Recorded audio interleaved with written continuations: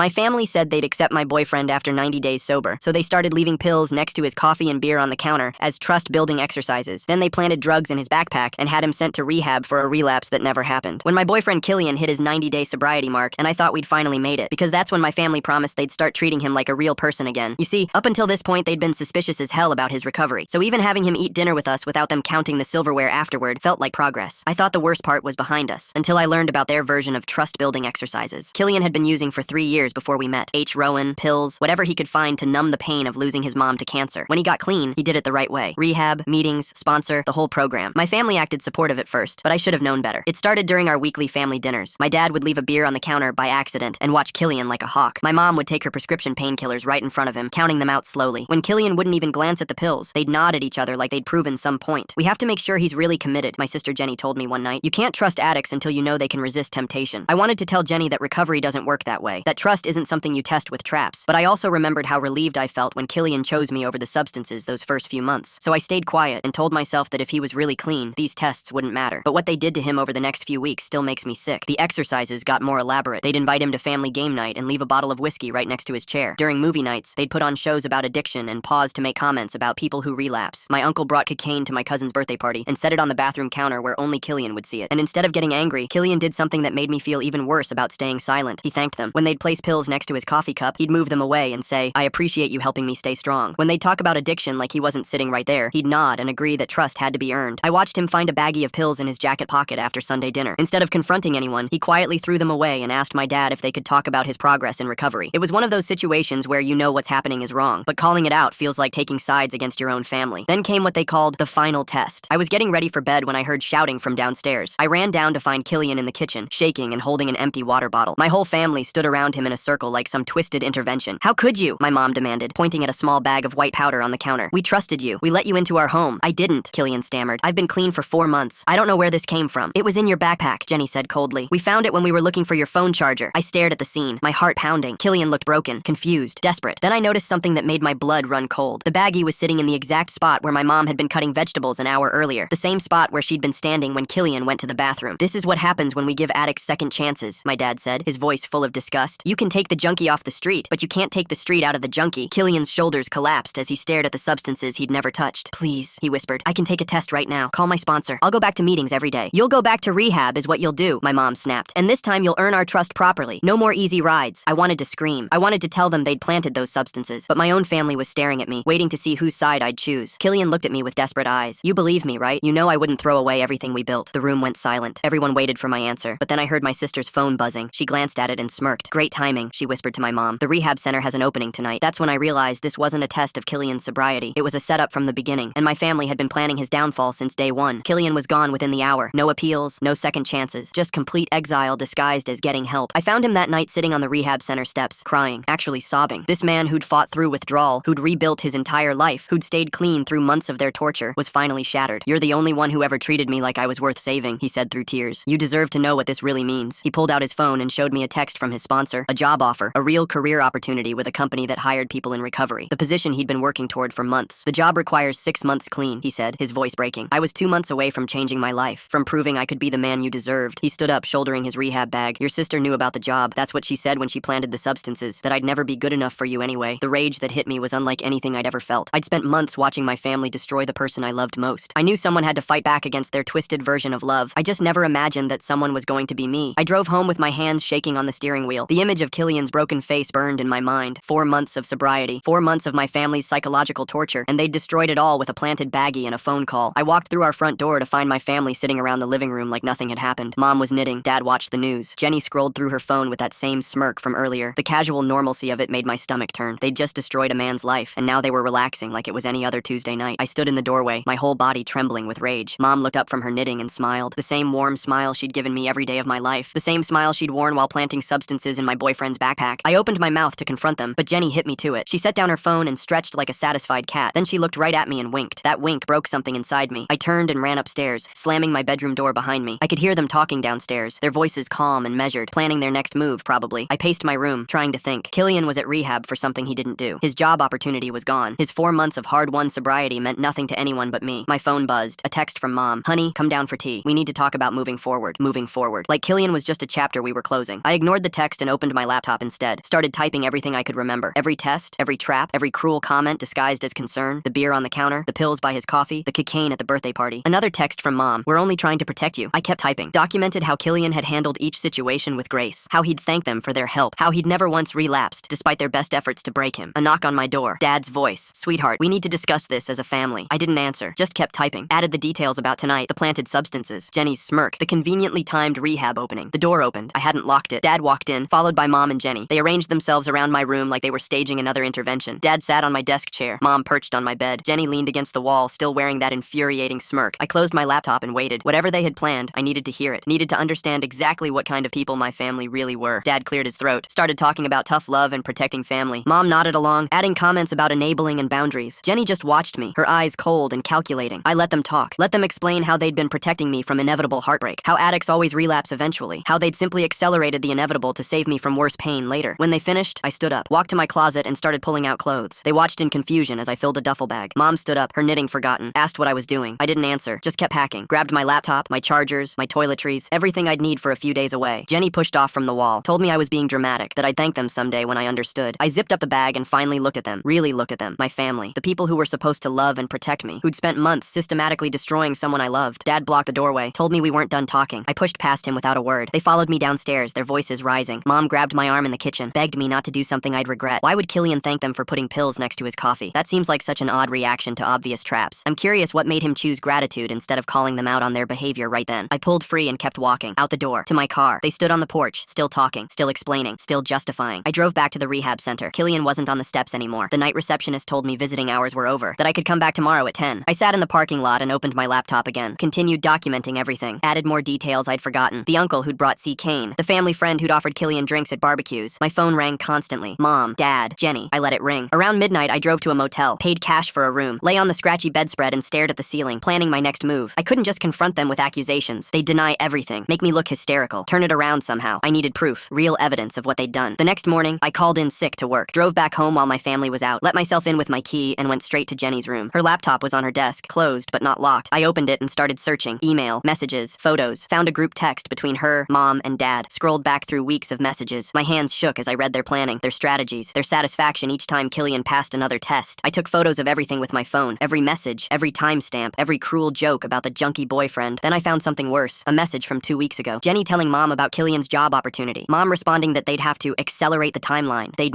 known he was about to prove them wrong, about to build a real future, and they'd decided to destroy him before he could. I heard a car in the driveway, quickly closed the laptop and slipped out the back door. Made it to my car just as Mom's sedan pulled into the garage. Back at the motel, I organized everything, created a timeline, built a case like I was preparing for trial. Not legal trial, of course, but the family reckoning that was coming. 10 o'clock came slowly. I drove to the rehab center with my evidence tucked in my bag, asked to see Killian. They brought him to a visiting room. He looked hollow, defeated, like something inside him had finally given up. He tried to smile when he saw me, apologized for putting me through this, for not being strong enough. I pulled out my phone, showed him the messages, watched his face change as he read, confusion, understanding, then something harder. He handed the phone back, his jaw tight, asked what I planned to do. I told him I was going to expose them, make them face what they'd done, force them to admit the truth. He shook his head, told me it wouldn't work, that they'd twist it around, make me the villain for choosing him over family. But I'd already thought of that, already planned for their denials and deflections. I asked him to trust me, to give me 3 days, to stay strong while I fought for us. He looked at me for a long moment, then nodded, squeezed my hand, told me he'd be here when I was done. I left the rehab center with new determination. My family thought they'd won, thought they'd saved me from a future with an addict. They had no idea what was coming. I drove to my Aunt Catherine's house, Mom's sister, but nothing like her. Catherine had always been the black sheep, the one who asked uncomfortable questions at family dinners. She opened the door in paint-covered overalls, her art studio visible behind her, took one look at my face and pulled me inside. I told her everything, showed her the evidence, watched her face darken with each revelation. When I finished, she sat back in her chair, processing. Then she told me something I hadn't known, something that changed everything. 20 years ago, her college boyfriend had struggled with alcohol. Our family had done the same thing to him. The tests, the setups, the final planted evidence. Catherine had been too young and scared to fight back then, had let them drive him away. Found out years later that he'd gotten sober on his own, built a good life without her. She'd never forgiven herself for not standing up to them, never forgiven them for their cruelty disguised as love. She agreed to help me. We spent the afternoon planning, preparing, building a strategy they wouldn't see coming. That night, I got a text from Jenny. Stop being childish. Come home. I didn't respond, just added it to my growing collection of evidence. The next day, Catherine and I put our plan into motion. Started with careful phone calls to extended family, the cousins who'd been at the birthday party, the uncle who'd brought cocaine. Most were shocked, had no idea they'd been pawns in my family's scheme. The uncle was horrified to learn his joke had been orchestrated by my parents. We gathered allies slowly, carefully, built a network of family members who'd witnessed pieces of the puzzle without understanding the full picture. My phone rang constantly. Messages poured in, threats disguised as concern, demands disguised disguised as love. I documented everything, every call, every text, every attempt to manipulate me back home. On the second day, Dad showed up at Catherine's house, demanded I come with him, said I was tearing the family apart with my selfishness. Catherine stood beside me as I refused, told him I'd come home when they were ready to admit what they'd done. He laughed, said there was nothing to admit, that they'd protected me from an inevitable relapse. I showed him one of Jenny's messages, the one about accelerating the timeline. Watched his face change as he realized I had proof. He tried to grab my phone. Catherine stepped between us, told him to leave before she called the police. He left, but not before warning me that I was making a huge mistake. That family was everything. That I'd regret choosing an addict over blood. That night, Mom called Catherine, tried to convince her I was having some kind of breakdown, that Killian had manipulated me into turning against them. Catherine put her on speaker so I could hear. Mom's voice was different talking to her sister, harder, more calculating. She admitted they'd tested Killian, said it was for my own good, that someone had to protect me from my bleeding heart. Catherine asked about the planted substances. Mom went silent, then said Killian must have told me that story, that addicts always blame others for their relapses. But Catherine was ready, asked why Jenny had texted about perfect timing for the rehab opening, why they'd had a bag of substances ready to plant. Mom hung up. We had them cornered now. They knew I had evidence, knew I wasn't backing down. The third day arrived with an unexpected visitor, my grandmother, Mom's mother, the matriarch of our family. She sat in Catherine's kitchen, her weathered hands folded on the table, listened as I told her everything, showed her the evidence. When I finished, she was quiet for a long time. Then she told me about Mom's first boyfriend, a musician who'd smoked pot, how the family had driven him away with similar tactics. She told me about the family tradition of protecting each other from undesirable partners, how it went back generations, how she'd participated when she was younger. But she also told me she'd watched too many loves destroyed, too many family members left bitter and alone because of these interventions. She agreed it had to stop, that someone had to break the cycle. That afternoon, Grandma called a family meeting, mandatory attendance. Everyone knew that when Grandma called, you showed up. The meeting was set for that evening at her house. I spent the hours preparing, organizing my evidence, practicing what I'd say. Catherine drove me there, promised to wait outside in case I needed backup. I walked into Grandma's living room to find my entire immediate family already assembled. Mom, Dad, and Jenny sat on the couch like defendants awaiting trial. Grandma gestured for me to sit in the chair across from them, the seat of honor, or the hot seat, depending on perspective. She opened the meeting by stating the facts, that I'd come to her with serious allegations, that I had evidence to support them, that we were here to address the truth. Mom tried to interrupt. Grandma silenced her with a look that could freeze fire. I started from the beginning, laid out every test, every trap, every manipulation, showed them the messages, the photos, the timeline of their cruelty. They tried to deny it at first, then minimize it, then justify it. But Grandma kept bringing them back to the facts. Finally, Jenny cracked, admitted they'd planned the whole thing, said they were trying to protect me from inevitable heartbreak. The truth came pouring out. How they'd researched addiction statistics, decided Killian would definitely relapse, chosen to force it before I got too attached. Mom cried as she admitted to planting the substances, said she couldn't bear to watch me suffer when he inevitably failed. Dad talked about his brother who died from an OD, how he'd sworn to protect his family from that pain. I let them talk, let them explain their twisted logic, their fear disguised as love, their cruelty disguised as protection. When they finished, Grandma spoke. Her voice was quiet but carried the weight of decades. She talked about the family pattern, the generations of protection that had left so much destruction, the loved ones driven away, the family members who never forgave. She said it stopped now, tonight, with this generation. Then she turned to me, asked what I wanted from them. I'd thought about this moment for 3 days, planned elaborate speeches about justice and consequences. But sitting there, looking at my family's faces, I realized what I really wanted was simple. I wanted them to make it right. I told them exactly what making it right meant. They had to go to the rehab center. 3 days of detective work beats years of therapy. Our protagonist just turned family manipulation into a PowerPoint presentation that would make any lawyer jealous. Grandma swooping in like the wise referee nobody knew they needed. Admit what they'd done, clear Killian's name, get him released immediately. The room erupted. Mom's tears turned to anger. Dad stood up, his face red. Jenny laughed, actually laughed at the suggestion. Grandma raised her hand for silence, reminded them this wasn't a negotiation, it was a reckoning. Dad sat back down heavily, started arguing about liability, about how admitting to planting substances could have consequences, about protecting the family name. I pulled out my phone, showed them I'd already sent copies of their messages to Catherine, to Grandma, to 3 other family members. Insurance, I explained, in case they tried to turn this around on me. Jenny's smirk finally disappeared. She grabbed for my phone, but I pulled it back. Grandma told her to sit down. Now Mom wiped her tears, trying a different approach. Started talking about how this would destroy our family, how outsiders would judge us, how we needed to handle this privately. I reminded her that Killian was sitting in rehab right now, that every hour he spent there was another hour of injustice, another hour stolen from his life. Grandma stood up, announced we were all going to the rehab center, together, tonight. The protests came fast and furious. Dad talked about visiting hours. Mom mentioned prior commitments. Jenny claimed she felt sick. Grandma picked up her car keys, told them they could come willingly, or she'd start making phone calls to aunts, uncles, cousins. The entire extended family would know by morning. That got them moving. The drive to the rehab center felt like a funeral procession. I rode with Grandma and Catherine. My parents and Jenny followed in Dad's car. Nobody spoke. At the center, the night staff recognized me, looked confused when my entire family walked in together. Grandma took charge, requesting to speak with the director immediately. While we waited, Jenny tried one last manipulation, whispered that if I went through with this, she'd make sure everyone knew I chose a junkie over family, that I'd be the outcast, not them. Catherine heard her, stepped between us, reminded Jenny that she'd already chosen a side, and it wasn't theirs. The director arrived looking puzzled, a middle-aged woman with kind eyes who'd probably seen every kind of family drama imaginable, but probably not this. Grandma asked for a private meeting room. We all filed in, the fluorescent lights making everyone look sick. The director sat at the head of the table waiting. I started to speak, but Mom cut me off, her voice shaking. She admitted they'd made a mistake, said there had been a misunderstanding about some substances corpses found near Killian. The director's eyes sharpened. She asked for clarification. Dad jumped in, trying to minimize. Talked about concern for their daughter, about wanting to be sure, about maybe being overzealous in their protection, but Grandma wasn't having it. She looked at Mom, told her to tell the truth. All of it. The silence stretched out. Jenny fidgeted. Dad cleared his throat. Mom stared at her hands. Finally, Mom spoke. Admitted she'd placed substances in Killian's backpack, that they'd planned it, that he'd never relapsed, never used, never even wavered in his sobriety. The director's face went very still. She asked if they were saying they'd fabricated evidence to have someone admitted against their will. Jenny tried to backtrack, started talking about how they'd been trying to help, how they thought intervention was necessary. I pulled out my phone, showed the director the messages, the planning, the admission about the job opportunity, the calculated destruction of an innocent man's life. The director studied the evidence, asked questions, took notes, her professional demeanor barely containing what looked like disgust. She excused herself to make some calls, left us sitting in that harsh light, the weight of what they'd done finally sinking in. Mom started crying again, real tears this time. Dad put his arm around her, but his face showed he was calculating damage control. Jenny turned on me, accused me of destroying our family, of being manipulated by an addict, of not understanding what real love looked like. Catherine laughed, actually laughed, told Jenny that real love didn't involve planting evidence. Real love didn't destroy someone to prove a point. The director returned with paperwork, and Killian. He stood in the doorway, looking between me and my family. His face showed confusion, hope, and wariness all at once. The director explained that based on the new information, they were releasing him immediately, that his record would be corrected, that what had been done to him was unconscionable. Mom stood up, approached Killian, started to apologize, but he stepped back, held up his hand to stop her. He looked at each of them in turn, then spoke quietly about trust, about how he'd trusted them even as they'd tortured him, about how he'd believed their cruelty was somehow meant to help. Dad tried to interject, started talking about second chances, about moving forward as a family. Killian shook his head, told them trust, once broken like this, couldn't be simply repaired with words. Jenny, desperate now, brought up his addiction history, said they had reason to be suspicious, that statistics showed most addicts relapsed. The director cut her off, reminded her that Killian had been sober for 4 months, that he'd maintained his sobriety despite their systematic abuse, that he was a success story, not a statistic. Grandma stood up, announced that Killian would be coming home with us, that he deserved support from people who actually wanted him to succeed. My parents protested. This was their house, their family, their decision. But Grandma reminded them that actions have consequences, that they'd forfeited their right to make decisions about Killian's life when they'd conspired to destroy it. We left the rehab center in a different configuration. Killian rode with me, Catherine, and Grandma. My parents and Jenny were left to follow, their control finally broken. Back at Grandma's house, she set up the guest room for Killian, told him he could stay as long as he needed, that this was a safe space where his sobriety would be supported, not sabotaged. My parents tried to leave, but Grandma wasn't done. She called another family meeting for the next morning. Mandatory attendance again, this time with consequences. That night, Killian and I sat on Grandma's porch. He told me about the past 3 days, about the intake process, the group sessions where he'd had to pretend to need help he didn't need, the shame of being there for a relapse that never happened. He also told me about the other patients, people genuinely struggling, people who needed those resources, people whose beds were taken by someone who didn't belong there. The waste of it all hit me fresh. Not just what they'd done to Killian, but the resources they'd stolen from people who actually needed help. I showed him more of the evidence I'd gathered, the extended family members who'd been unknowing participants, the pattern of behavior going back generations. He asked why I'd stayed quiet for so long, why I'd let it continue. I didn't have a good answer. Only that family loyalty was a powerful substance, that the fear of being cast out was real, that sometimes you needed something massive to break through the denial. The next morning arrived gray and drizzling, fitting weather for what felt like a family funeral. My parents arrived early, trying to talk to Grandma privately. She refused, said everything would be discussed with everyone present. Catherine had spent the night making calls. When the meeting started, we had an audience, aunts, uncles, cousins, family members who'd been part of the tests without knowing it. Grandma opened by sharing the full story, not just what had happened to Killian, but the pattern, the history, the generations of protection that had driven away good people. My uncle who'd brought cocaine to the birthday party was furious, said he'd been told it was a joke, that he never would have participated in something so cruel. Other family members shared their own stories, relationships that had been sabotaged, partners who'd been driven away, the testing that had masqueraded as concern. Mom tried to defend their actions, talked about protecting family, about learning from past mistakes, about not wanting to see another tragedy. But cousin after cousin stood up with their own experiences, the boyfriend who'd been tested until he left, the girlfriend who'd been made so uncomfortable she'd ended things. The pattern was undeniable. Dad, seeing the tide turning, tried a different approach, admitted they'd gone too far, but insisted their intentions had been good. That fear had driven them to extremes. Catherine asked him about the job opportunity, about deliberately sabotaging Killian's chance at a career. How was that protection? Jenny, cornered, finally showed her true colors, admitted she'd never thought Killian was good enough, that she'd wanted him gone from the start, that the tests had been designed to fail. The room went silent at that admission. Grandma laid out the consequences. My parents and Jenny would have no contact with Killian unless he chose to allow it. They would pay for his lost wages from the job opportunity. They would write letters of recommendation to help him find new employment. Most importantly, they would undergo family therapy, real therapy, to address their controlling behavior and learn healthy boundaries. The protests were immediate. Dad talked about legal implications. Mom cried about public humiliation. Jenny threatened to cut ties with everyone, but the extended family held firm. Aunts who'd been silent for years found their voices. Uncles who'd watched the pattern repeat stood united. The family structure that had enabled this behavior was finally crumbling. Over the following days, the ripple effects continued. Family members reached out to former partners who'd been driven away. I'm curious what made Grandma suddenly take charge after years of letting this happen. She clearly knew about the family pattern but only acts now. The timing of her intervention raises questions about what finally pushed her to step. Apologies were offered. Some relationships couldn't be repaired, but the truth truth was finally acknowledged. Killian started rebuilding. Without the constant tests and manipulation, his recovery flourished. He reached out to his former sponsor, started attending meetings again, this time for support rather than proving himself. The job opportunity was gone, but word spread through his recovery network about what had happened. Other employers reached out, people who understood that recovery wasn't about perfection, but persistence. My parents struggled with the boundaries. Dad showed up at Grandma's house unannounced, demanding to talk to me. Grandma turned him away. Mom sent long emails about forgiveness and family unity. I didn't respond. Jenny was the worst. She started a campaign among her friends, painting me as unstable, said I'd chosen substances over family, tried to turn the narrative around, but Catherine had kept receipts. When Jenny's lies reached social media, Catherine posted the screenshots, the messages planning Killian's downfall, the admission about the job sabotage. The truth was uglier than any lie Jenny could spin. Some family members tried to play peacemaker, suggested we were being too harsh, that everyone made mistakes, that family should forgive. Grandma shut that down quickly, reminded them that forgiveness required acknowledgement, repentance, change, none of which had truly happened yet. The family therapy requirement became a battleground. My parents found a therapist who seemed sympathetic to their version, attended 2 sessions and declared themselves healed. Grandma wasn't fooled, required reports from the therapist. When it became clear my parents were manipulating the sessions, she found them a new therapist, one who specialized in family abuse dynamics. That's when things got interesting. The new therapist didn't accept their justifications, called out their behavior as abuse, used words like psychological torture and coordinated harassment. Dad walked out of the 3rd session. Mom followed. Jenny refused to attend at all, but Grandma held firm. No therapy, no family events, no holiday dinners, no birthday celebrations, complete isolation from the family support they'd always taken for granted. The isolation hit them hard. Mom had always been the family social coordinator. Suddenly, she was organizing nothing. Dad had relied on family business connections. Those dried up quickly. Jenny found herself explaining to friends why she wasn't at family gatherings. Her stories kept changing. People started noticing the inconsistencies. Meanwhile, Killian thrived, got a job at a nonprofit that supported recovery programs, used his experience to help others navigate family dynamics during recovery. We moved into a small apartment together. Nothing fancy, but it was ours. No hidden tests, no planted evidence, just 2 people building a life together. My parents made one last attempt at reconciliation, showed up at our apartment with what they called a peace offering. Mom had baked Killian's favorite cookies. Dad brought a gift card to a restaurant we liked, but old habits die hard. Mom couldn't resist mentioning how thin Killian looked, asked if he was taking care of himself. The implication was clear. Dad commented on the neighborhood, mentioned crime statistics, suggested we'd be safer living closer to family. Killian handled it with grace I couldn't have managed, thanked them for coming, returned the gifts, told them he wasn't ready for contact yet. After they left, we found they'd left something behind, a pamphlet about addiction recovery tucked under the cookies. Even in their attempt at reconciliation, they couldn't resist one more test. I photographed the pamphlet, sent it to Grandma and Catherine, evidence that they hadn't changed, hadn't learned, were still playing the same games. The extended family's response was swift. My parents were formally disinvited from Thanksgiving, then Christmas, then Easter. The isolation became complete. Some might say we were too harsh. That family should be forgiven anything, but those people didn't watch someone they love be systematically destroyed by the people who claim to care about them. Recovery isn't just about the person who used, it's about everyone around them. And sometimes the most toxic thing in a recovering person's life isn't the substance they used to abuse. Sometimes it's the family that claims to love them. Killian's 6-month sobriety mark came and went without fanfare. No tests, no traps, just quiet celebration between 2 people who'd learned what real support looked like. He applied for the original job again, explained the situation honestly. The company was impressed by his persistence, by his integrity in the face of adversity. He got the job. The morning he started, I found a note on the kitchen counter. Simple words that meant everything. Thank you for believing in me when they wouldn't. But the story wasn't over. My family's behavior had consequences that rippled outward in ways none of us expected. Other families in our community started examining their own dynamics. The gossip mill that my mother had always controlled turned against her. Stories came out. Other victims of their protection. A woman named Sarah reached out to me. Her daughter had dated my cousin years ago. My family had driven him away with similar tactics. The relationship ended. Her daughter never quite recovered. Then came Marcus. His brother had been friends with our family until they'd suspected him of dealing substances. The whisper campaign they'd started had destroyed his reputation. He'd left town, later proved innocent, but the damage was done. After story emerged. The pattern was bigger than just romantic partners. Anyone deemed unsuitable had faced their subtle warfare. Catherine started documenting everything, created a timeline going back 30 years. The pattern was staggering. Dozens of relationships destroyed, careers sabotaged, lives derailed, all in the name of protecting the family. We considered legal action, consulted lawyers, but most of the damage was too subtle, too hard to prove. Whisper campaigns and social manipulation didn't leave evidence trails, except in Killian's case. We had the messages, the admission, the clear evidence of conspiracy, but Killian didn't want to pursue it. Said he'd rather focus on moving forward than seeking revenge. That living well was the best response. I understood his position, but struggled with it. They'd faced no real consequences beyond family isolation. They still had their home, their jobs, their reputation among those who didn't know the truth. Then Jenny made a mistake. She applied for a job at a recovery center, listed her experience helping family members through addiction on her resume, claimed she'd supported her sister's boyfriend through recovery. The recovery center called Killian for a reference. He told them the truth, all of it, provided documentation, explained how she'd systematically tortured someone in recovery. She didn't get the job. Word spread through the recovery community. Jenny found herself blacklisted from any position involving vulnerable populations. Her psychology degree became worthless in the field she'd wanted to enter. She blamed me, of course, sent furious messages about ruining her life, about destroying her future, about choosing an addict over family. I didn't respond, but I did forward the messages to our extended family. More evidence that she'd learned nothing. Mom tried to intervene on Jenny's behalf, called Grandma crying about her daughter's destroyed dreams, about how we were were taking things too far. Grandma reminded her that Jenny had destroyed Killian's job opportunity without hesitation, that consequences weren't punishment, they were justice. The family therapy continued to be a battle. My parents went through 3 more therapists. Each one eventually refused to continue treating them due to their refusal to acknowledge their behavior. Dad tried to use this as evidence that the therapists were biased, that everyone was against them, that they were the real victims. But the extended family saw it differently, recognized the pattern of deflection and denial, the same tactics they'd used for generations to avoid accountability. Catherine proposed something radical, family recovery meetings, like Al-Anon, but for families dealing with their own toxic patterns. The first meeting was small, just me, Catherine, Grandma, and 2 cousins. We shared stories, recognized patterns, admitted our own complicity in staying silent. The meetings grew. Other families joined, not just ours, but others who'd recognized similar dynamics in their own relationships. We talked about enabling, about the difference between protection and control, about how fear could disguise itself as love. My parents heard about the meetings, tried to attend, were turned away. These spaces were for healing, not continued manipulation. They retaliated by starting their own support group for parents betrayed by ungrateful children. It didn't last long. Hard to maintain a narrative when the evidence against you is so clear. Through all of this, Killian remained steady, worked his program, built his career, showed every day that their predictions about inevitable relapse were wrong. His 1-year sobriety anniversary approached. In recovery, it's a big milestone, usually celebrated with family and friends. My parents sent a card. Inside, along with generic congratulations, was a newspaper clipping about relapse statistics after 1 year. Even in celebration, they couldn't resist one more test. We burned the card, used the ashes to fertilize the small garden we'd started on our apartment balcony. Something beautiful from something toxic. The extended family threw Killian a real celebration. Grandma's house full of people who actually supported his recovery. No tests, no tricks. Recovery center turning down Jenny for torturing recovering people is peak irony. It's like a wolf applying to guard sheep and being shocked when they check references with the last flock. Just genuine pride in how far he'd come. During the party, my uncle pulled me aside, apologized again for the cocaine at the birthday party, said he'd been in therapy himself, working through how easily he'd been manipulated. Others shared similar stories. Family members who'd participated in the tests without understanding, who'd enabled the behavior through silence or compliance. The accountability was spreading. People were examining their own actions, taking responsibility, making amends. Everyone except my parents and Jenny. They'd formed their own little bubble of denial, reinforcing each other's narratives, convincing themselves they were martyrs. Mom started a blog about tough love, shared stories of protecting children from bad influences, never mentioned the planted substances or manufactured evidence. But the internet has a long memory. Comments started appearing. People who knew the real story, screenshots of the planning messages, links to Catherine's documentation. Mom shut down the blog within a week. Dad's business began to suffer. Word had spread through professional networks. Clients questioned his ethics. Deals fell through. He blamed the economy, bad luck, unfair competition, everything except his own actions. Jenny moved back home, couldn't maintain her apartment without family financial support, spent her days reinforcing her parents' victim narrative. The 3 of them became what they'd always feared, isolated, judged, cut off from the family protection they'd weaponized against others. Meanwhile, life moved forward for the rest of us. Killian got promoted. We moved to a better apartment, started talking about marriage. The family recovery meetings evolved into something bigger, a community support network for people dealing with toxic family dynamics. Catherine wrote a book about breaking generational patterns. I started speaking at Al-Anon meetings, sharing our story, helping others recognize the difference between support and sabotage. Every time I spoke, someone would approach me afterward, share their own story of family protection that destroyed relationships. The pattern was everywhere once you knew how to see it. Killian and I got engaged on his 2-year sobriety anniversary, a small celebration with the family who'd actually supported us. No drama, no tests, just joy. When word reached my parents, they made one last attempt at reconciliation, sent a letter through Grandma, full of apologies but also justifications, asking for forgiveness but also understanding for their protective instincts. I wrote back, a single line, make it right first. They never responded. The wedding planning began. Guest lists were complicated. Family who'd supported us, family who'd stayed neutral, family who'd actively participated in the torture. We drew clear lines. No one who'd participated in the tests without apology. No one who still defended my parents' actions. No one who thought we were overreacting. The list was smaller than most family weddings, but every person there genuinely supported our relationship. My parents tried to crash the wedding, showed up at the venue despite not being invited. Security turned them away, but not before they'd made a scene. Jenny posted about it on social media, how they'd been excluded from their own daughter's wedding, how cruel we were being, how family should forgive. The responses weren't what she expected. People who'd been at the wedding shared the truth, the planted substances, the systematic torture, the refusal to acknowledge wrongdoing. Her post backfired spectacularly. Old friends reached out to me, said they'd always wondered why Jenny was so controlling. Now they understood the family dynamic. The wedding itself was perfect, small, intimate, surrounded by people who actually wanted us to succeed. Killian's sponsor gave a beautiful toast about redemption and resilience. Grandma officiated, spoke about breaking cycles, about choosing love over fear, about the courage it takes to stand up to family. Catherine's speech made everyone cry. She talked about watching generation after generation of control disguised as love, about finally seeing someone break free. But the moment that mattered most was quiet. Just Killian and me, exchanging vows, promising to support each other, to trust each other, to never test each other's love. The reception was joyful. No drama, no unexpected guests, no hidden tests, just celebration. We'd done it. Built a life despite their best efforts to destroy it. Found family who actually understood what that word meant. But the ripples continued. Our story spread through recovery communities, became a cautionary tale about family enabling, about the damage protection could do. Support groups started addressing family sabotage directly. Therapists began screening for it. The pattern that had hidden in plain sight for generations was finally being exposed. My parents and Jenny remained in their bubble. Last I heard, they'd moved to another state, started fresh where no one knew their history. But patterns like theirs don't change without work. I sometimes wonder what new victims they've found, what new tests they're running, what new lives they're destroying in the name of protection. The recovery meetings Catherine started grew into a non-profit, helping families break generational patterns of control, providing resources for those facing family sabotage. I joined the board, used my experience to help others recognize the signs, the subtle tests, the manufactured crises, the gaslighting disguised as concern. Killian celebrated 3 years sober, then 4, then 5. Each milestone passed without fanfare from my biological family. But our chosen family celebrated everyone. He became a counselor himself, specialized in helping people navigate family dynamics during recovery, turned his pain into purpose. We had a daughter, named her Hope. Grandma cried when we told her, said it was perfect. A new generation free from the old patterns. My parents found out about Hope through social media, sent a gift. We returned it unopened. Some bridges once burned can't be rebuilt with baby presents. They tried using Hope as leverage, talked about grandparents' rights, about family bonds, about depriving a child of extended family. But the law was clear. They had no rights to a child they'd never met, no claim on a family they'd tried to destroy. More importantly, we had documentation, years of it, evidence of their behavior, their patterns, their refusal to change. Any judge would see what we saw, that keeping Hope away from them wasn't cruelty. It was protection, real protection, the kind that keeps a child safe from toxic patterns. Catherine became Hope's godmother, promised to help us raise her free from manipulation, from tests disguised as love, from control disguised as concern. The Family Recovery Network grew, chapters in other cities, online support groups, a movement of people refusing to perpetuate generational trauma. My story became one of many, not unique, but representative. Proof that these patterns could be broken, that families could heal, that love didn't require tests. But healing isn't linear. There were hard days, days when I missed my parents, when I wondered if we'd been too harsh, if family should have meant more. Then I'd remember Killian on the rehab steps, broken by people who claimed to love me, destroyed by family who thought they were protecting me, and I'd know we'd made the right choice. The last time I saw my parents was at a family funeral, a distant relative who'd insisted on inviting everyone. We sat on opposite sides of the church, didn't speak, but I watched them, saw how they'd aged, how isolation had worn them down, how their bubble of denial had become a prison. Jenny wasn't there, had cut ties with extended family completely, living somewhere with a new name, I heard, still running from accountability. After the service, Mom approached me, started to speak. I walked away. Some conversations aren't worth having. Some apologies come too late. Dad followed me to the parking lot, tried to hand me an envelope, said it was important. About family history I should know. I took it, opened it later. Inside were photos of my childhood, happy moments before they'd turned toxic, a reminder of what we'd lost, but also a manipulation. Look how happy we were. Remember when you loved us? Forget what we did to him. I kept one photo, me and Grandma at my 5th birthday, before I understood what family could do, when protection still meant safety. The rest I burned, like the anniversary card, like the bridges they'd destroyed. Some things are better as ashes. Hope grew surrounded by chosen family, people who'd earned the right to love her, who understood that trust was built, not tested. She knew about her biological grandparents, age-appropriate truth, that some people confused control with love, that family was about behavior, not blood. When she was 5, a package arrived, no return address, but I recognized Mom's handwriting. Inside, a dollhouse, expensive, beautiful, manipulative. We donated it, taught Hope about gifts with strings, about how some presents came with prices too high to pay. She understood. Children comprehend more than we think, especially about who feels safe and who doesn't. The Family Recovery Network became international, stories from every culture, the same patterns wearing different masks, control disguised as tradition, tests disguised as culture. We'd exposed something universal, the toxic family dynamics that everyone recognized but few addressed, the elephant in every room. My parents' old house went up for sale. They couldn't maintain it without family support. The network they'd spent decades building had crumbled without the foundation of fear. Grandma bought it, turned it into a meeting space for the recovery network, transformed a site of manipulation into one of healing. The irony wasn't lost on anyone. Opening night, we held a ceremony. Survivors of family sabotage sharing stories, lighting candles for relationships lost, celebrating those saved. Killian spoke about forgiveness, not for them, but for ourselves, about letting go of anger while maintaining boundaries, about healing without reconciliation. His words resonated. Forgiveness didn't require renewed contact. Healing didn't mean pretending harm never happened. Moving forward didn't mean going backward. Years passed. Hope started school. Killian celebrated a decade sober. The recovery network helped thousands break free from toxic patterns. And somewhere, my parents and Jenny lived with the consequences of their choices, isolated by their own actions, trapped in patterns they refused to break. Sometimes I wondered if they ever had moments of clarity, if they ever truly understood what they'd done, if regret ever broke through their denial. But I'd learned not to waste energy on questions without answers. Their journey was their own. Their healing, if it ever came, wasn't my responsibility. My responsibility was to Hope, to Killian, to the families we helped through the network, to breaking cycles instead of perpetuating them. The last update I heard about my parents came through a cousin. They'd joined a new church, were telling people their daughter had been stolen by an addict, playing victims to a fresh audience. But even there, truth has a way of surfacing. Someone recognized their names, Googled the story, found Catherine's documentation. Their new community learned quickly who they really were. They moved again, and probably again after that, running from accountability, searching for places where their version of events might stick. But the internet is forever. The evidence remains. The truth follows them wherever they go. Jenny tried rebranding herself as a life coach, posted about overcoming family trauma, about rising above difficult circumstances, about choosing your own path. The irony was staggering, using the language of recovery while refusing to acknowledge her role in destroying someone else's. But survivors have long memories. Her coaching business failed when clients learned her history. Hard to trust someone who'd planted substances on a recovering addict. She pivoted again and again, always running, never growing, stuck in patterns she couldn't see or wouldn't acknowledge. Meanwhile, Meanwhile, we built, grew, healed, created the family we'd chosen instead of the one we'd been born into. Hope asked once why some grandparents weren't in our lives. I told her the truth simply. Some people didn't know how to love without hurting. We chose to love her better. She accepted it. Children understand protection when it's real, when it's about safety, not control, when it's about boundaries, not manipulation. The Recovery Network published a book, stories from survivors, patterns identified, resources provided, tools for breaking free. My chapter was one of many, but readers said it resonated. The planted substances, the systematic torture, the family who chose cruelty over compassion. Book tours meant sharing the story repeatedly, each time easier, each time reaching someone who needed to hear it, who was living it, who thought they were alone. Letters poured in, emails, messages, people recognizing their own families, their own tests, their own manipulation disguised as love. We'd started something bigger than ourselves, a movement of people refusing to accept toxic as normal, choosing healing over habit, growth over generational trauma. Killian and I renewed our vows at 10 years. Same small guest list, same chosen family, same promises to support without testing. Grandma officiated again, frailer now but still fierce, still proud of breaking the cycles she'd once perpetuated, still our strongest advocate. During the reception, she pulled me aside, told me my parents had reached out to her through a lawyer about inheritance, about family assets, about blood rights. She'd responded simply. Family was about behavior. Inheritance was about deserving. Blood meant nothing without love behind it. They'd threatened to contest her will, to claim undue influence, to fight for what they saw as theirs. She'd laughed, told them to try. The evidence against them would make any legal battle a public humiliation. Their history documented, their patterns exposed. They'd withdrawn the threat, but it showed they hadn't changed. Still manipulating, still controlling, still believing they were owed what they'd destroyed. Grandma updated her will anyway, made it ironclad, left everything to those who'd chosen love over control, who'd broken patterns instead of perpetuating them. My parents would receive exactly what they'd given Killian, nothing but pain disguised as love, poetic justice in legal form. The Recovery Network expanded into prevention, school programs about healthy relationships, workshops on recognizing manipulation, early intervention for toxic family dynamics. Hope volunteered as she got older, shared her perspective as someone raised free from those patterns. Proof that cycles could be broken, that children could grow up untested. She met her biological grandparents once, at another funeral. They approached her, tried to introduce themselves, to claim connection. She looked at them calmly, told them she knew who they were, what they'd done, why they weren't welcome in her life. The shock on their faces was profound. They'd expected a child eager for grandparents, not someone educated about boundaries, protected by truth instead of lies. She walked away, left them standing there, came back to us, to her real family, the ones who'd earned the title. I was proud. We'd raised her to recognize toxicity, to maintain boundaries, to choose safety over sentiment. My parents left quickly, diminished, defeated, faced with the consequences they'd created. The grandchild who knew exactly who they were. That was 5 years ago, the last time any of us saw them. They stopped trying after that, finally accepted what they'd destroyed. Or maybe they just found new victims, new tests, new people to protect into destruction. But their reach was limited now. Their reputation preceded them. The network had spread their story far enough that escape became difficult. Jenny surfaced occasionally. New social media accounts, new attempts at relevance, always positioning herself as a victim, never acknowledging her role as perpetrator. But the internet remembered. Screenshots surfaced. Evidence reappeared. Truth followed her digital footprints. She eventually went quiet, disappeared into whatever life she'd built on lies. Maybe she found peace. Maybe just new delusions. The Recovery Network became self-sustaining. Local chapters running independently. Online support available constantly. Resources growing daily. What started with one family's cruelty had become a movement of healing. Thousands of people breaking free from toxic patterns, choosing growth over generational trauma. Killian celebrated 15 years sober, a milestone my family swore he'd never reach. Proof that their predictions were projections. Their tests were torture. He spoke at the celebration about gratitude, for surviving their cruelty, for finding real support, for building a life they'd tried to destroy, but mostly for the people who'd believed in him, who'd supported without testing, who'd loved without conditions. The room was full of those people. Chosen family, recovery community, network members, all understanding that love didn't require proof. Hope gave a speech that night about growing up in a family that practiced trust, that supported without sabotaging, that protected without controlling. She thanked us for breaking the cycle, for choosing healing, for showing her what family really meant. There wasn't a dry eye in the room. Later, Grandma pulled me aside. She was 90 now, fragile but still fierce, still the matriarch who'd chosen change over tradition. She told me she was proud, that watching us build something beautiful from their destruction gave her peace, that her legacy would be breaking cycles, not perpetuating them. She passed 3 months later, peacefully, surrounded by chosen family, the people who'd earned the right to mourn her. My parents weren't notified until after the funeral. Their presence would have dishonored her memory. Their grief wasn't earned or welcome. They contested the will, of course, claimed elder abuse, undue influence, family rights. The case was dismissed quickly. The judge reviewed the evidence, the documented abuse, the planted substances, the systematic torture. He ruled that Grandma had been of sound mind, that her choices reflected her values. That family was defined by behavior, not blood. My parents received nothing, as promised, as deserved. They appealed, lost again. Each court appearance bringing more public exposure, more documentation of their cruelty, more confirmation of consequences. Eventually, they gave up, retreated to whatever life they'd built on denial, nursed their grievances in private, blamed everyone but themselves. The inheritance went to the Recovery Network, funding more chapters, more resources, more families breaking free from toxic patterns. Grandma's house became the flagship center, where it all started, where tests had been planned, now where healing happened. Full circle, perfect justice, transformation instead of perpetuation. Hope went to college, studied psychology, focused on family dynamics and generational trauma, determined to help others break free. She wrote her thesis on family sabotage and recovery, used our story as a case study, analyzed the patterns, proposed interventions. Her professors were impressed. The work was groundbreaking. I identifying something hidden in plain sight, naming what everyone knew but few discussed. She graduated with honors, started a practice specializing in family recovery. Jenny trying to rebrand as a life coach after planting drugs on someone is like an arsonist teaching fire safety. The joke writes itself, but nobody's laughing at her prices. Helping people navigate toxic dynamics, breaking cycles professionally. Killian and I grew older, grayer, but more at peace each year. We'd built something beautiful from something ugly, found love despite those who'd tried to destroy it. Sometimes I thought about my parents, wondered if they ever found peace, if denial eventually cracked, if truth ever broke through. But mostly, I didn't think of them at all. They'd become a cautionary tale, a reminder of what happened when control masqueraded as love. Their legacy was the network, the thousands of people who'd broken free because our story showed them it was possible, who'd chosen healing over habit. In trying to destroy one relationship, they'd helped save thousands. Their cruelty had become a catalyst for change, their manipulation a map of what to avoid, poetic justice on a grand scale. The network celebrated its 20th anniversary, stories shared from around the world, lives changed, families healed, cycles broken. Killian gave the keynote, talked about the gift hidden in their cruelty, how surviving their tests had prepared him to help others, how their torture had become his purpose. He thanked them, not for their abuse, but for its unintended consequences, for showing so clearly what love wasn't, for demonstrating what to avoid. The audience understood. Many had similar stories, families who'd hurt them, tests they'd survived, manipulation they'd overcome, but they'd all found something better. Chosen families, real support, love without conditions, trust without tests. The celebration lasted all weekend. Workshops, meetings, connections made, hope renewed. My parents were never mentioned by name. They'd become cautionary examples, anonymous antagonists in a larger story of survival. Their names faded. Their story remained. A warning, a lesson, a map of what not to do. Jenny tried one last reinvention, wrote a book about family estrangement, positioned herself as an expert on healing rifts, never mentioned her role in creating them. The book failed. Reviewers found the truth, connected her name to our story, exposed her continued denial. She disappeared again, finally, completely. No more attempts at relevance, no more reinventions, just silence. Maybe she finally faced herself. Maybe she just gave up. Either way, her part in our story ended. Hope married someone who understood family complexity, who'd survived their own toxic dynamics, who knew love didn't require tests. Their wedding was everything ours had been, small, intimate, filled with chosen family, free from manipulation or drama. My parents didn't try to attend, didn't send gifts, didn't acknowledge it happened. They'd finally learned their place outside our lives, or maybe they'd just died. We didn't check, didn't care. Their relevance had ended long ago. Hope had children, raised them in the freedom we'd fought for, teaching them boundaries, trust, real protection. They grew up calling Killian Grandpa, knowing his story, understanding that family meant choice, that love meant support. They never met their great-grandparents, never needed to, had plenty of chosen family, people who'd earned the title. The network thrived, became a recognized authority on family dynamics in recovery, consulted by treatment centers, referenced by therapists. What started as one family's cruelty had become a force for healing. Their legacy transformed, their harm redirected into help. I retired from the board eventually, passed leadership to the next generation, people who'd grown up in the network, who'd never known toxic as normal. But I still spoke occasionally, shared our origin story, reminded people how it started, with planted substances and family betrayal, and how it grew, through choosing truth over silence, boundaries over blood, healing over habit. Killian and I grew old together, as promised, as they'd sworn would never happen, each year proving them wrong. He never relapsed, never wavered, never proved their predictions right, just lived, loved, helped others do the same. On our 40th anniversary, we renewed vows again, in Grandma's house, now the network center, where it all began and transformed. Hope officiated, read letters from people we'd helped, families saved, cycles broken, lives rebuilt. The room overflowed, not with blood family, but chosen. People who understood that love was action, that family was behavior, that trust was built, not tested. We'd won, not by their rules, not through revenge or retaliation, but by building something better from their wreckage, by turning their cruelty into compassion, their manipulation into motivation, their tests into testimony, by choosing love over fear, growth over patterns, healing over harm, by making it right, not for them, but for everyone who came after. The planted substances had grown into something beautiful, a garden of recovery, a network of support, a legacy of healing, and somewhere, if they still lived, my parents existed in the prison they'd built, isolated by their choices, trapped in their patterns, victims of their own cruelty, while we lived free, surrounded by love they couldn't test, supported by family they couldn't manipulate, protected by boundaries they couldn't cross. The ultimate justice, the perfect ending, the transformation of poison into medicine. Their tests had failed, love had won, and thousands of families were healing because of it. The Recovery Network's 20th anniversary celebration ended with Killian's keynote speech. I watched from the front row as he wrapped up his talk about turning pain into purpose. The applause filled the auditorium, but I noticed something that made my heart skip. In the back corner, partially hidden behind a pillar, stood a familiar figure, Jenny. She looked different, older, thinner, her once perfect appearance worn down by years of running. Our eyes met across the crowded room. She didn't smile or wave, just stood there, watching. I nudged Catherine, who followed my gaze. Her expression hardened. She started to stand, but I grabbed her arm, shook my head. This wasn't the time or place for confrontation. Jenny slipped out before the reception began, but she'd left something behind on the chair where she'd been sitting. A manila envelope with my name on it. Inside, I found a letter. Not an apology exactly, but something close. She wrote about years of therapy she'd finally committed to, about understanding the patterns she'd perpetuated, about the isolation that had forced her to face herself. The letter included documentation from her therapist. Real sessions this time, not the manipulated versions my parents had tried. Years of work unpacking the family dynamics that had shaped her. She wasn't asking for forgiveness, wasn't trying to reconnect, just wanted me to know that one of them had finally done the work. I showed the letter to Killian that night. He read it carefully, his expression neutral. When he finished, he handed it back without comment. Some wounds ran too deep for words. Catherine had a different reaction. She recognized the therapist's name, a specialist in generational trauma who didn't tolerate manipulation or denial. If Jenny had stuck with her for 3 years, she'd genuinely faced her demons. We decided not to respond. Jenny hadn't asked for a response. She'd simply provided evidence that change was possible, even for those who'd seemed irredeemable. The next morning brought unexpected news. Dad had been hospitalized. Heart problems, a cousin informed me through Catherine. Nothing immediately life-threatening, but serious enough to require surgery. Mom had called various family members looking for support, finding none. The network they'd spent decades building had crumbled completely. Even distant relatives who'd initially stayed neutral had heard the stories by now. I felt nothing. No guilt, no concern, no desire to reach out. The man who'd called Killian a junkie, who'd tried to destroy our life together, was facing his mortality alone. Poetic justice, perhaps, or just the natural consequence of burning every bridge. Catherine asked if I wanted to know more details. I didn't. Their health crises weren't my concern anymore. They'd forfeited that right when they'd planted those substances. Hope came home from college for spring break. She'd been working on her thesis, interviewing other families who'd broken toxic patterns. Her research was groundbreaking, identifying specific intervention points where cycles could be disrupted. She showed me a draft of her conclusions. One finding stood out. Families that successfully broke generational patterns all had what she called a catalyst moment, a specific incident so egregious that denial became impossible. For our family, it had been the planted substances, the moment they'd crossed from manipulation to outright framing, the point where their protection revealed itself as destruction. Hope had interviewed dozens of families with similar catalyst moments. The patterns were remarkably consistent. First came shock, then evidence gathering, then family division, and finally, the slow work of rebuilding with those who chose growth over denial. Her academic advisor wanted her to expand the research into a doctoral dissertation. Major universities were already expressing interest. Hope was excited but cautious. She understood the weight of carrying these stories. Killian and I attended her thesis defense, watched our daughter present her research with confidence and compassion. She never mentioned our family by name, but anyone who knew our story could recognize the inspiration. The committee was impressed. They approved her thesis with highest honors and encouraged her to pursue publication. Hope thanked them, but said she needed time to consider. Some stories required careful handling. That evening, we celebrated at Grandma's house, now the Recovery Network Center. The building hummed with activity. Support groups in every room, people finding hope where manipulation once thrived. During dinner, Hope announced she'd accepted a position at a local treatment center. There's something odd about Jenny showing up at exactly the 20th anniversary after all these years of silence. She sits in the back, leaves a letter claiming 3 years of therapy, then vanishes. They wanted her to develop a program specifically for families dealing with sabotage during recovery. She'd be starting after graduation. Killian's eyes filled with tears. Good tears. Proud tears. Our daughter was taking our pain and transforming it into healing for others. The cycle hadn't just broken, it had reversed entirely. The treatment center position came with an unexpected challenge. They'd recently admitted a patient whose family exhibited familiar patterns. Tests disguised as support. Manipulation masquerading as love. The staff suspected planted evidence but couldn't prove it. Hope asked for our advice. How do you help someone whose family is actively sabotaging their recovery? How do you provide support when the biggest threat comes from those who claim to love them most? We spent hours discussing strategies. Documentation was crucial. Building alternative support networks. Teaching patients to recognize manipulation. Most importantly, helping them understand that family behavior wasn't their fault or responsibility. Hope took notes, asked thoughtful questions, developed protocols. She was becoming the expert we'd needed 20 years ago. The advocate who could spot the patterns and intervene before lives were destroyed. Her first week at the treatment center proved challenging. The patient she'd been warned about faced escalating family pressure. Their visits left him shaken, doubting his own recovery. Classic signs of gaslighting and manipulation. Hope implemented her protocols. Supervised visits only. Documentation of all interactions. Building the patient support network outside family. Teaching him to recognize and resist manipulation tactics. The family pushed back hard, accused the treatment center of turning their son against them, threatened to pull funding, made scene after scene, each one carefully documented by Hope's team. Then came their mistake. During a supervised visit, they tried to slip something into the patient's belongings. Hope's security protocols caught it. Pills hidden in a gift bag, just like my family had done to Killian. The evidence was undeniable. The treatment center banned the family from visits. The patient, seeing their true nature finally, began real healing. Hope's first major case had validated everything she'd learned from our experience. Word spread through the recovery community. Other treatment centers requested Hope's protocols. Families in recovery sought her guidance. She was building something important, something that would outlast us all. I watched her work with pride and a touch of sadness. She'd never have developed this expertise if my family hadn't been so cruel. Her gift to others had been born from our trauma. Beauty from ashes, as Killian always said. The treatment center expanded Hope's program, hired additional staff, created a dedicated unit for patients facing family sabotage. What started as one position grew into an entire department. Hope asked Catherine to consult on the program. Together, they developed screening tools to identify at-risk patients, warning signs to watch for, intervention strategies that had proven successful. The program's success rate was remarkable. Patients who might have relapsed under family pressure found strength in understanding the dynamics. They learned to protect their recovery from those who claimed to protect them. One afternoon, Hope called with unusual news. A woman had come to the treatment center asking about their family sabotage program. She'd heard about it through recovery networks. She wanted to volunteer, to help others facing what she'd endured. The woman was Jenny. Hope had recognized her immediately but maintained professional composure. Jenny hadn't mentioned their relationship, had simply presented her qualifications, years of therapy, lived experience with family toxicity, a genuine desire to make amends through service. Hope asked what I thought. Should she allow Jenny to volunteer? Could someone who'd participated in torture become an advocate for victims? Was redemption possible for those who'd planted evidence? I told Hope to trust her professional judgment, to evaluate Jenny like any other volunteer, to prioritize patient safety above family dynamics. If Jenny could genuinely help others, perhaps that was her path to redemption. The screening process was rigorous. Background checks, references from her therapist, supervised training sessions. Jenny passed every requirement, showed genuine understanding of the harm she'd caused. Hope allowed her to start with administrative tasks, filing, data entry, no patient contact initially. Jenny accepted the limitations without complaint, showed up reliably, worked without seeking recognition. Months passed. Jenny continued volunteering, never mentioned our family connection, never tried to use the position to reconnect, simply did the work, supported the program, helped from the shadows. Other volunteers noticed her dedication. Patients benefited from resources she organized. Staff appreciated her reliability. Slowly, she earned trust through consistent action, not words. Hope kept me updated but maintained professional boundaries. Jenny was a volunteer in her program, nothing more. Their interactions remained formal, focused solely on the work of helping families heal. Catherine visited the treatment center one day and encountered Jenny in the filing room. They stood frozen for a moment, decades of history hanging between them. Then Catherine nodded slightly and continued to Hope's office. Later, Catherine told me Jenny looked different. Not just older, but changed. The arrogance was gone, replaced by something quieter. Maybe humility, maybe just exhaustion from years of running from herself. The Recovery Network's 21st anniversary approached. The planning committee wanted to honor Hope's program at the treatment center. Recognition for innovative work in family recovery dynamics. Hope was hesitant. Recognition meant visibility. Visibility might reveal family connections she'd kept private, but the committee insisted. Her work was saving lives, breaking cycles, deserving of acknowledgement. The anniversary gala filled the main auditorium. Success stories shared, programs celebrated, lives transformed. When Hope's turn came, she spoke simply about the importance of recognizing family sabotage in recovery. She never mentioned our story, didn't need to. The work spoke for itself. Treatment centers across the country were implementing her protocols. Families were healing. Patterns were breaking. Jenny attended the gala, sat in the back, applauded Hope's recognition with everyone else, left quietly when it ended. No attempts at contact, no drama, just quiet support from a distance. That night, Killian and I reflected on the strange turns life had taken. Our trauma had sparked a movement. Our pain had become prevention for others. Even Jenny, architect of so much hurt, was now helping victims of family sabotage. Dad's health continued declining. More surgeries, extended hospital stays. Mom struggled as sole caregiver. Their isolation was complete. No family visited. No friends remained. They'd created their own prison. A social worker contacted Catherine. Mom had listed her as emergency contact, apparently the only family member whose number she still had. They needed help arranging home care. Mom couldn't manage alone anymore. Catherine declined involvement, gave them the number for elder services, reminded them that family was about behavior, not blood. They'd chosen manipulation over love. Now they faced the consequences. The social worker seemed shocked. Surely family helped family in crisis. Catherine explained briefly about planted evidence and systematic torture. The social worker's tone changed. She understood. She'd seen similar situations before. Mom and Dad entered assisted living, sold their house to afford it. The place was decent but institutional. No family photos decorated their room. No visitors signed the guest book. They'd achieved the isolation they'd always feared. Jenny continued volunteering, completed additional training, earned certifications in peer support. The treatment center offered her a paid position. She accepted, finally building a career that helped rather than hurt. Hope maintained professional distance but acknowledged Jenny's growth. Real change was possible, she told me, but it required genuine work. Jenny had done that work, was still doing it, would probably need to do it forever. The Recovery Network published its annual report, statistics that would have seemed impossible 20 years ago. Thousands of families helped, cycles broken, lives saved, all traceable back to one family's cruelty and one couple's refusal to accept it. Killian received a Lifetime Achievement Award, 22 years sober. Hundreds of people helped through his counseling, living proof that recovery was possible despite family sabotage. He dedicated the award to everyone who'd believed in him when his own family wouldn't, who'd seen his worth when others saw only addiction, who'd supported without testing, loved without conditions. Hope's program expanded nationally. Treatment centers everywhere implemented her protocols. She traveled monthly, training staff, consulting on difficult cases, building an army of advocates who understood family sabotage. One training session brought unexpected news. A participant mentioned a couple in their town who'd been banned from their daughter's treatment center. They'd planted substances, she said, tried to force a relapse. Sound familiar? Hope investigated carefully. Different family, different state, same pattern. The protocols had caught them, prevented another Killian situation, saved another family from destruction. The work was making a real difference. Jenny encountered the couple during a conference, recognized their behavior immediately, spoke privately with their daughter's treatment team, shared insights from her own experience as a perpetrator, helped them understand the mindset. Her intervention proved crucial. The team adjusted their approach based on Jenny's insights. The daughter maintained her recovery. The parents were forced to confront their behavior. Another cycle interrupted. Hope told me about Jenny's contribution, how her unique perspective had helped, how she'd used her shameful past to prevent another family's destruction. Redemption through service, perhaps, or just penance. Either way, lives were saved. The irony wasn't lost on anyone. Jenny, who'd planted substances on Killian, now helped catch others doing the same. Who'd destroyed one recovery to protect her sister, now protected strangers' recoveries from similar destruction. Dad passed away on a Tuesday morning. Mom called Catherine, who called me. Heart failure after years of decline. He died alone except for Mom and medical staff. No family at his bedside. No forgiveness granted. I felt hollow when I heard. Not sad exactly. Not happy either. Just empty. The man who'd raised me, who'd also tortured the person I loved, was gone. Our complicated history ended with his last breath. We didn't attend the funeral. Neither did most of the family. Mom buried him with only a few distant relatives present. The obituary was brief, mentioning only basic facts. No mention of the family he'd alienated. Mom lasted 6 months after Dad died, declined rapidly without him, died in the same assisted living facility, surrounded by the same emptiness they'd created. Catherine handled arrangements from a distance, basic services, no gathering. Their house proceeds went to the facility, their belongings donated or discarded. Their legacy was the recovery network they'd inadvertently inspired. The thousands helped because their cruelty had sparked resistance. Jenny attended their funerals, sat alone in the back, left without speaking to anyone. Later, Hope told me she'd seen Jenny at the cemetery, standing at their graves, not crying, just standing, processing perhaps, or finally saying goodbye. With our parents gone, something shifted. The weight of their potential judgment lifted. The possibility of reconciliation died with them. We were truly free now, orphaned by choice long before death made it official. Hope married Jonathan, a fellow therapist who understood family complexity. Their wedding was everything ours had been. Small, intimate, genuine. No tests, no manipulation, just love and support. Jenny attended, invited by Hope, sat with other treatment center staff, participated without overstepping, gave a gift without strings. Progress, measured in small, respectful gestures. Killian walked Hope down the aisle, gave a toast about breaking cycles and building new traditions, about choosing love over fear, about the family we create being stronger than the family we're born into. Catherine officiated, as Grandma had for us, spoke about legacy and transformation, about pain becoming purpose, about the beauty of chosen family. There wasn't a dry eye in the room. The reception was joyful, no drama, no hidden tests, just celebration of two people who understood that love meant support, not control, who'd learned from our pain to build something better. Hope and Jonathan started their own family, raised children who never knew tests disguised as love, who understood boundaries as protection, not rejection, who grew up surrounded by chosen family who'd earned the title. The Recovery Network evolved into an international organization, chapters on every continent, millions of lives touched, all because one family's cruelty had sparked a revolution of healing. Killian and I grew old together, as promised, as my parents swore would never happen. Each anniversary a quiet victory, each milestone proof that love without tests was not only possible but stronger. On his 25th sobriety anniversary, Killian spoke at the network's conference, told our story one more time, the planted substances, the family meeting, the recovery that followed, the movement that grew from our pain. The audience gave him a standing ovation, not for surviving addiction, but for surviving those who claimed to protect him from it, for showing that recovery's greatest threat sometimes came from those who claimed to love us most. Jenny approached us after his speech, first direct contact in over a decade, simply said she was sorry, that she was grateful for the chance to make amends through service, that she understood if we never forgave her. Killian looked at her for a long moment, then nodded slightly. Not forgiveness exactly, but acknowledgement, recognition that she'd done the work, that she'd transformed her cruelty into service, that redemption was possible, even if reconciliation wasn't. We parted without more words. Some relationships couldn't be repaired, but they could be transformed. Jenny's work helped others. That was enough, more than we'd ever expected, less than what might have been. Hope's children grew up knowing their Aunt Jenny as someone who worked at the treatment center, who helped families heal. They didn't know the full history until they were older, when they could understand complexity. They took it in stride, understood that people could change, that service could be penance, that family was complicated. They'd been raised with truth, not tests. They could handle difficult realities. The network's 30th anniversary approached, 3 decades since that night with planted substances, 30 years of families healed, cycles broken, lives saved. The math was staggering. Tens of thousands directly helped, millions touched indirectly. Killian's health began declining. Nothing dramatic, just age catching up. We'd had more years together than my family ever thought possible. Good years. Years built on trust, not tests. He passed peacefully at home, surrounded by chosen family, people who'd supported without sabotaging, loved without conditions. The room was full of lives he'd touched, people he'd helped find recovery despite family interference. Hope spoke at his memorial, talked about the man who'd shown that recovery was possible despite everything, who'd turned torture into teaching, who'd loved her mother through the hardest choice imaginable. Jenny attended, sat respectfully apart, cried genuine tears for the man she'd tried to destroy, for the life that had been saved despite her efforts, for the movement born from her cruelty. I grieved deeply, but without regret. We'd built something beautiful from something ugly, found love despite those who'd tried to prevent it, created family from those who'd earned the title. The Recovery Network established the Killian Fund, supporting those facing family sabotage during recovery, providing resources when biological family became the enemy, ensuring no one faced alone what he'd endured. Hope took over much of my role in the network, carried forward the mission with her own innovations. The work continued, evolved, grew, each generation building on the last, each cycle broken, making the next easier to break. I spent my remaining years speaking occasionally, sharing our story with new audiences, reminding people that love didn't require tests, that family was about behavior, that recovery's greatest threat sometimes wore familiar faces. Jenny continued her work until retirement, thousands of families helped by someone who'd once destroyed them, her transformation complete but never comfortable, living proof that redemption required lifelong commitment. When my time came, Hope was there, Catherine too. Chosen family surrounded me, people who'd shown that blood meant nothing without love behind it, who'd proved that family was what we made it. My last thoughts were of Killian, of the journey that started with planted substances, of the movement born from cruelty, of the love that survived every test, of the thousands healed because we'd refused to accept toxic as normal. Hope inherited everything, the house, the memories, the mission. She carried it forward with her own children, teaching them that love meant support, that trust was built, not tested, that family was chosen, not imposed. The network thrived beyond any of us, became bigger than our story. Our pain had become prevention, our trauma, transformation. Our refusal to accept cruelty had sparked a revolution of healing. And somewhere in the work, Jenny found her own peace, not through forgiveness we couldn't give, but through service to those she'd once resembled, through daily choice to help rather than harm. The planted substances had grown into something none of us could have imagined, a garden of recovery, a forest of support, an ecosystem of healing that would outlast us all. My parents had thought they were protecting me. Instead, they'd created their own destruction and catalyzed a movement of protection for thousands of others. The ultimate irony, the perfect justice, love had won, not through revenge or retaliation, destruction, but through building something better from the wreckage, through choosing healing over harm, through making it right for everyone who came after. Their tests had failed completely, had achieved the opposite of their intention, had created a legacy of healing they'd never intended, had proved that love without conditions was the strongest force of all. Thanks for reading this story with me. I hope you have a wonderful day. I'll see you in the next one.